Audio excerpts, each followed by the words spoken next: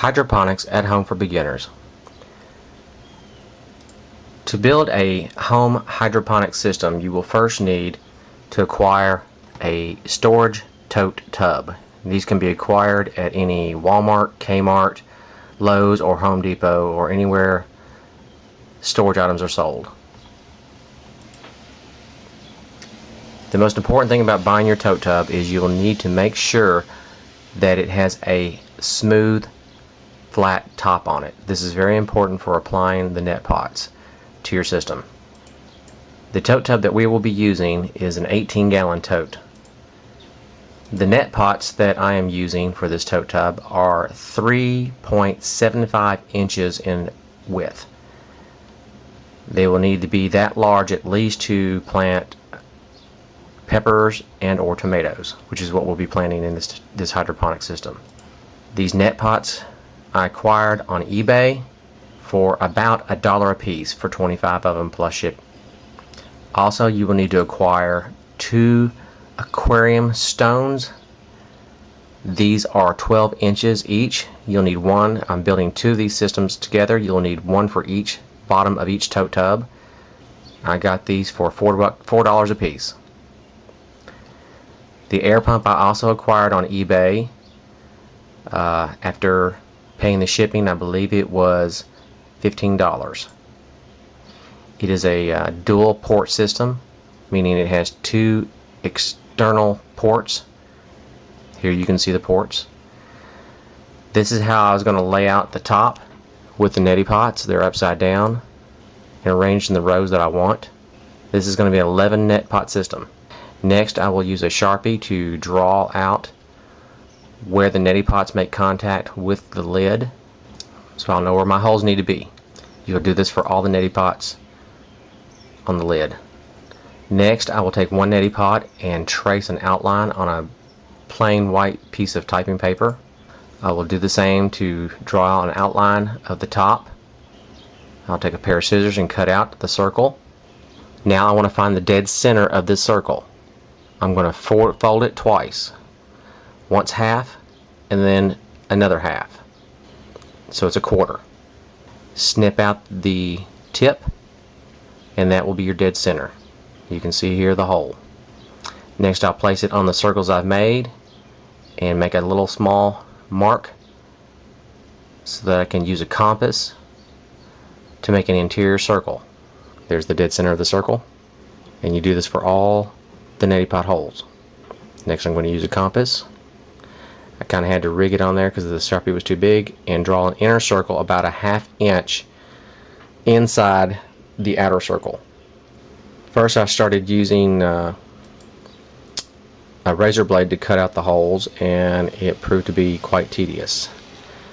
So next, I used a cutting tool that I acquired at Harbor Freight. It worked very fast, but it was kind of sloppy. As you can see here, it's not exactly perfect circles. You'll do this for all the holes. Next, I came back with the razor blade and smoothed out the edges. Then you're going to make slit cuts from where the inner circle was to the outer circle. This is so the neti pot will be supported by the ½ inch lip, and it'll support the net on the lid while it's draped into the nutrient solution. You'll need to do this for all 11 neti pot holes. Next, I bent the tabs downward so the neti pots fit snug in place. Here you see all 11 neti pots as the way they're going to look in the tote tub. Next, I acquired a shipping pallet and some 1 inch by 8 foot fir strips. I cut them in half to make them all in 4 foot lengths, for a support structure for the plants as they grow. To fill the neti pots, I'm going to use pea gravel that I picked up at Lowe's. This bag here cost $4. Here you can see the support structure that I built using the 1 inch fir strips by 4 foot. And this is how the hydroponics are going to be set on top of it. And this will be out in the yard so we can get sunlight. and as the plants will grow, you can trellis them up onto the support structure.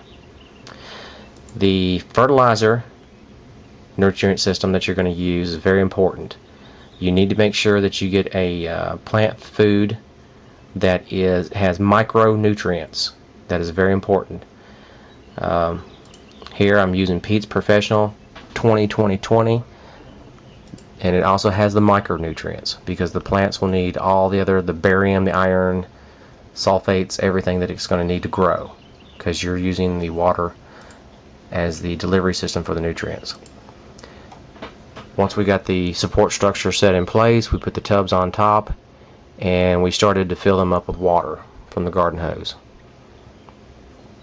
Now, as something I did notice, that as we were filling the tote tubs up, that the sides of the tote tubs started to bulge out. As you can see here where the lid is versus where the lid of the tote tub is, and it bulging out with the water being filled up.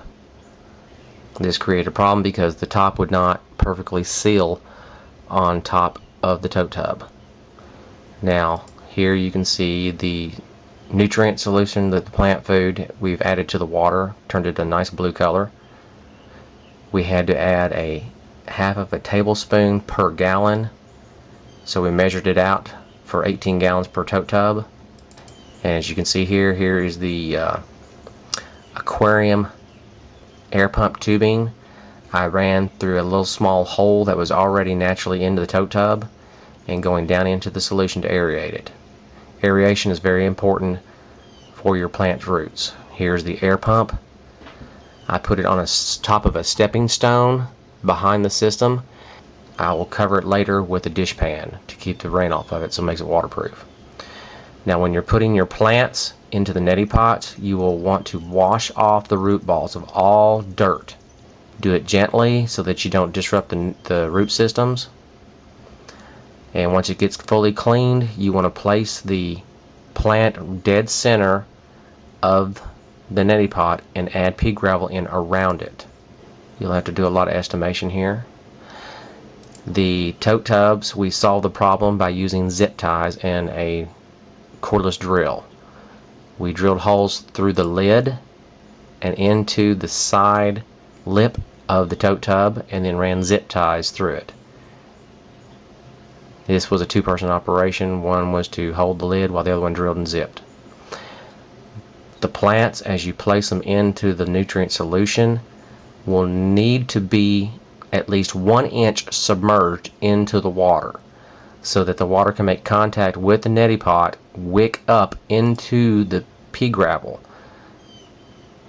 into the root system, so the root system will grow outside of the neti pot and down into the nutrient solution. You have to make water contact with the neti pot. That's very important.